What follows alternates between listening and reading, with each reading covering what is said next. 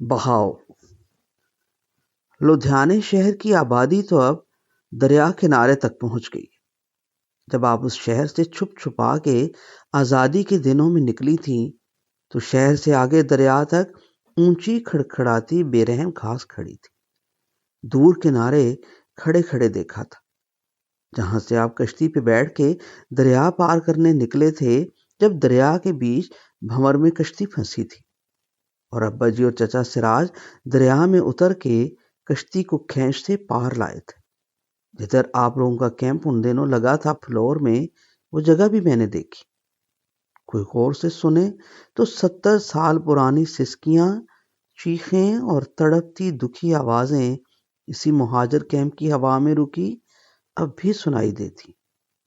2-2.5 مہینے آپ وہیں بے سر و سامانی میں رہے، ہزار سال سے رہتی جگہوں کے پاس اجنبی پرائے بنے ہوئے، صدیوں کے ساتھ سنگی پڑوسیوں کی آنکھوں میں دشمنی کی نگاہ سے بچے چھپے۔ ادھر خیمے تھے، نہ کوئی کچے پکے کوٹھے۔ ادھر تو آپ لوگ درختوں کی کاٹی ہوئی ٹہنیوں پہ پھٹی پرانی چادریں، میلے کھسے ہوئے کھیس باندھ کے سر پہ سایہ کیے بیٹھے تھے۔ کھانا پکانے کا بھی آپ لوگوں کے پاس کوئی انتظام نہ تھا۔ کوئی ایک آدھ برتن تھا، اسی میں گندم ابال ابال کے کھاتے رہے۔ روٹی بھی کیسے بناتے، آپ لوگوں کے پاس آٹا ہی کب تھا۔ تبھی امی جی آپ ساری عمر نیچے پڑی ہوئی روٹی کی برکی، چھوٹے سے روٹی کے ٹکڑے کو اٹھا کے جھاڑ کے یوں چوما کرتی تھیں جیسے یہ بھی کوئی خدا کی نشانیوں میں سے ایک ہو۔ اسے چوم کے پھر کھا لیتی، کہتی بیٹا رزق کی بے حرمتی کی اجازت نہیں۔ جب تک کوئی رزق حرمت کی ایسی داستان سے نہ گزرے اسے رزق کی عزت کرنا تھوڑی آتی۔ ادھر تو امی جی ہم جتنا کھاتے ہیں اس سے 2 گنا رزق ڈسٹ بن میں پھینک دیتے۔ تبھی تو ہمارے نصیبوں میں اب بے برکتی کا سیلاب آیا۔ وہیں کیمپ میں سیلاب بھی آیا تھا۔ وہی دریا آپ کے دکھوں سے دکھی ہوا اپنے وجود کی سرحدوں سے نکل کے چاروں طرف اچھلا تھا، مگر پانی کیا کرے امی جی، پانی کی مجبوری ہے، وہ اوپر سے نیچے بہتا ہے۔ ان لوگوں کا ظلم تو دیکھیے، انہوں نے آپ لوگوں کا ریفیوجی کیمپ نشیب میں بنایا ہوا تھا۔ پانی تو ادھر جمع ہونا تھا، ہو گیا۔ جو رہے سہے لوگ تھے وہ ڈوبنے لگے، بچے بیمار ہو گئے، بوڑھے مر گئے۔ گندگی اور غلاظتوں کے ڈھیر پانی سے بہہ کے آپ لوگوں کے کیمپ میں بھر گئے۔ مرے لوگوں کی بگڑی بھی انسانیت کا نوحہ کہتی لاشیں دریا بہا کے لے گئے۔ دریا تو ادھر ہی آ رہا تھا جدھر آپ نے آنا تھا۔ آپ نے دریا کی بات کیوں نہ سنی؟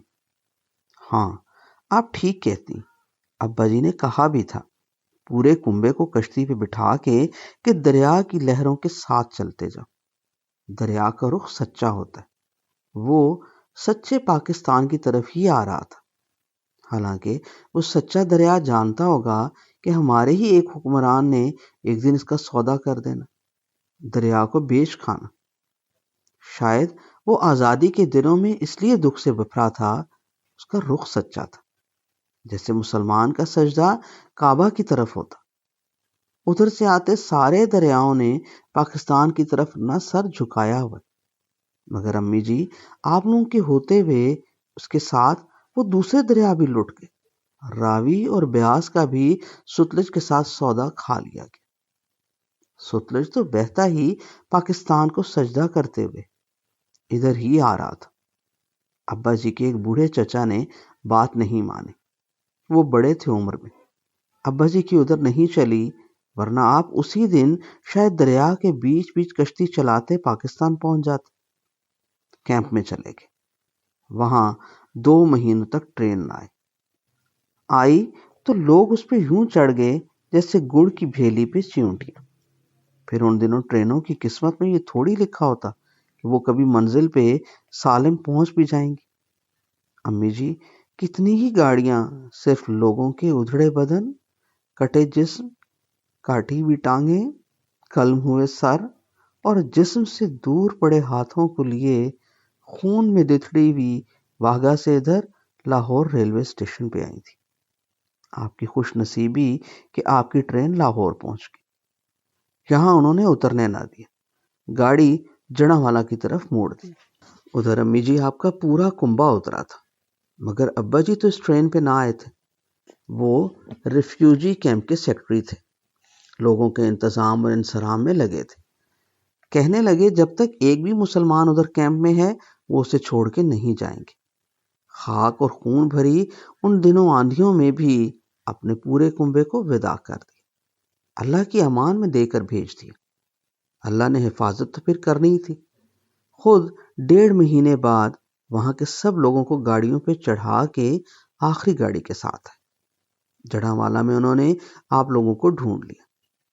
بس ابا جی کے کنبے سے ایک صدر چچا کا پتہ نہ ملا، جو کشمیر کے جہاد میں پٹھانوں کے ساتھ ملے ہوئے کشمیر کی آزادی کے لیے لڑ رہے تھے۔ کسی کو ان کی کوئی خبر نہ تھی۔ امی جی آپ کو تو مہینوں اپنے والد اور والدہ، نانا اور ہماری نانی کی بھی کوئی اطلاع نہ تھی۔ ایک دن ابا جی خوشخبری لائے، ان کا چہرہ خوشی سے دمک رہا تھا اور وہ آپ کو آوازیں دیتے آ رہے تھے، شریفاں شریفاں۔ ان کی آواز میں اس لمحے ایک وجد بھری خوشخبری تھی۔ آپ کو آواز میں خوشخبری کی پہچان تھی۔ آپ ننگے پاؤں بھاگتی ان کی طرف آئیں۔ آپ کو جس خوشخبری کا انتظار تھا وہ وہی خبر تھی۔ نانا نانی خیریت سے پاکستان پہنچ چکے تھے، گجرانوالہ آ بسے تھے۔ وہ خبر سن کے آپ کا چہرہ یکلخت کیسے گلنار ہوا ہوگا۔ آپ کا رنگ بہت صاف تھا، ذرا سی خوشی سے آپ کے گال گلاب کی طرح کھل اٹھتے۔ پھر ان دنوں یہ خوشی کیسی ہوگی جب راستوں میں پڑی ہر مسخ ہوئی لاش دیکھ کے آپ کی چیخ نکل جاتی، سوچ میں آئی کوئی سوچ کے آپ سہم جاتے، چھپے خوف سے سہم جاتی، رو پڑتی۔ ان دنوں یہ خوشخبری کیا معنی رکھتی تھی یہ آج کی نسل نہیں سمجھ سکتی۔ آپ وہ زندگی کی وجد آفریں خبر سن کے کتنا روئیں، آنکھوں سے آنسوؤں کی بارش برس پڑی۔ ہر آنسو سجدہ شکر کی جگہ ڈھونڈتے ڈھونڈتے لرزتا لڑکتا جاتا۔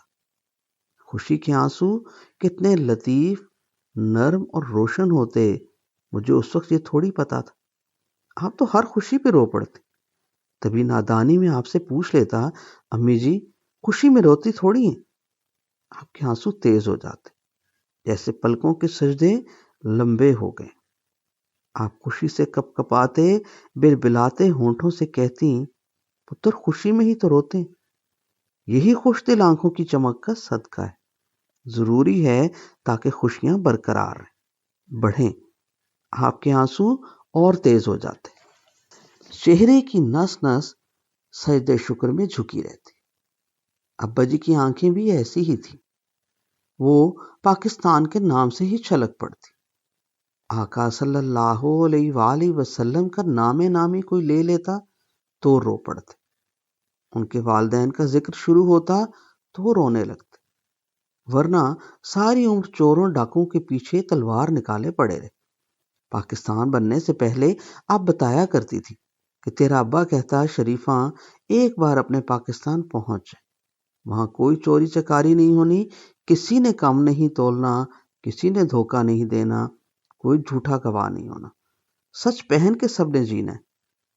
آپ یہ کہہ کے پھر رونے لگتے، کہتی بیچارہ ساری عمر چوروں کو پکڑتے پکڑتے دوڑتا رہا، چور ختم نہیں ہوئے، خود مر گئے۔ اس وقت ابا جی طاقتور تھے، ادھر آ کے آباد کار ٹیم کا حصہ بن گئے۔ انہوں نے نانا جی کو ڈھونڈا، سبزی منڈی میں انہیں دکان اور بزازاں گلی میں گھر الاٹ کرا کے دیا۔ اپنے لیے ابا جی نہیں سوچا کرتے تھے، ان کا جینا مرنا دوسروں کے لیے تھا۔ اپنے لیے انہوں نے کام ایک پکا کر رکھا تھا، سب جہانوں کے پالنے والے سے سودا کیا ہوا تھا۔ جب تیری ذمہ داری ہے پالنا تو میں اپنے لیے کیوں ہاتھ ماروں، دوسروں کے لیے جان بھی حاضر ہے۔ انہوں نے پولیس میں رہ کے بھی کبھی کہیں ہاتھ نہیں مارا، مظلوم کے لیے چٹان بن کے کھڑے ہو جاتے، کوئی ظالم طوفان بھی اگر ہوتا اسے اکھاڑ کے ادھیڑ دیتے، کہتے اپنی ذات سے خدا کے بندوں کا جتنا نفع ہو کرو، کہا کرتے یہی لازم ہے۔ ہر بندہ میرے رب کا بندہ ہے جب تک وہ ظالم نہ ہو۔ مظلوم جتنا کوئی ہو اتنا وہ اپنے رب کا خالص بندہ۔ اللہ سے بیٹھے باتیں کرتے رہتے، کہتے اللہ جی سب تیرے بندے اور میں صرف تیرا بندہ۔ بڑی لمبی کہانی ہے امی جی آپ کی۔ جڑاوالا کے کسی گاؤں میں آپ لوگ کچھ عرصہ رہے، پھر سرگودا کے قریب ابا جی نے پورے کنبے کے لیے ایک پورا گاؤں الاٹ کروا لیا۔ نئے گاؤں مہاجرین کے لیے بنائے جا رہے تھے۔ ابا جی پڑھے لکھے بندے تھے، کنبے کے لوگوں کی فہرست بنائی، پرانے کلیم اکٹھے کیے اور سرگودا کا چک نمبر 17 پورا لکھوا لیا۔ آپ کو خبر سنائی تو آپ خوش ہوئی، مگر آپ کا چہرہ بتا رہا تھا کہ ایسا ہونا نہیں۔ آپ کی آنکھوں میں بے یقینی کی لہر تھی۔ وہی ہوا۔ ابا جی کے باقی کنبے والے سوچنے لگے یہ 5 بھائی، 5واں ابھی لاپتہ ہے، مگر اس نے بھی ایک دن آ ملنا ہے، پھر یہ خود 5 مربع زمینوں کے مالک ہوں گے۔ ہمارے پاس ایک آدھا مربع زمین۔ انہوں نے الاٹ ہوئے گاؤں کے کاغذات غائب کرا دی۔ وہ لوگ ابا جی کے دوسرے بھائیوں اور بہنوں کے سسرالی تھے، مگر انہی سے ان کا کنبا تھا۔ یہی لوگ پھر ادھر بورے والا دیوان صاحب کے پاس آ بسے۔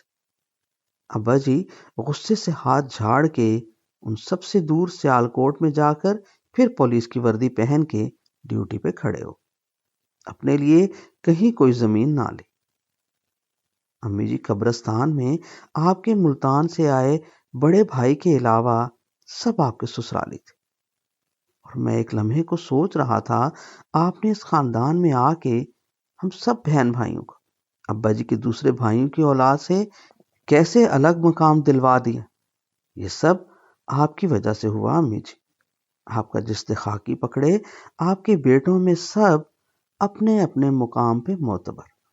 بھائی جان چیف انجینئر اپنے محکمے کے سربراہ، ان سے چھوٹے ریڈیو پاکستان کے سینئر پروڈیوسر، ان دنوں کراچی میں OBI کے ڈائریکٹر تھے۔ اتفاق سے آپ سے ملنے راولپنڈی آئے، ابھی کراچی نہ گئے تھے، لاہور ہی تھے۔ میں اس وقت لیفٹیننٹ کرنل ڈاکٹر تھا، مجھ سے چھوٹا اسکواڈرن لیڈر ایئر فورس میں، سب سے چھوٹا بینک مینیجر۔ کبھی پاکستان آتے سمے کشتی میں سوار ابا جی کے کنبے والے تکرار کر رہے تھے، دریا دریا نہ چلو، بہاؤ کے رخ کا نہ سوچو، دریا پار کرو، اترو، پھر جھگیاں بنا کے کیمپ میں بیٹھو، مقدر کی آتی ٹرین کا انتظار کرو۔ ابا جی نے اپنی رائے چھوڑ دی، کیمپ میں رک گئے، مگر مقدر کا لکھا سنہرا پن مانگتے رہے۔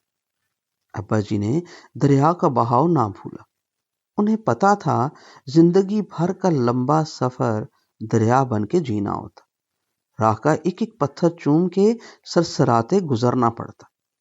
ٹھہرنا دریا کی قسمت میں نہیں، جو ٹھہر جائے وہ دریا نہیں ہوتا۔ انہوں نے ہمیں خواب دیکھنے والی آنکھیں دی، آپ نے ان خوابوں میں تعبیر بھری، خوابوں کی تعمیر کی، اپنی ایک ایک سانس سے لمحے لمحے کی اذیت بھی، ہمارے خوابوں کو سیراب کیا، کوئی خواب ہمارا پیاسا نہ مرنے دیا۔ ابا جی کی قلیل تنخواہ تھی، اسی تھوڑی سی روزی میں آپ نے برکت بھر لی۔ آپ نے اپنے خواب اپنی زندگی میں جگا کے ڈھونڈ لیے، مگر امی جی آپ نے کتنی محنت کی، زندگی بھر کبھی آپ کو سوئے بھی نہیں دیکھا۔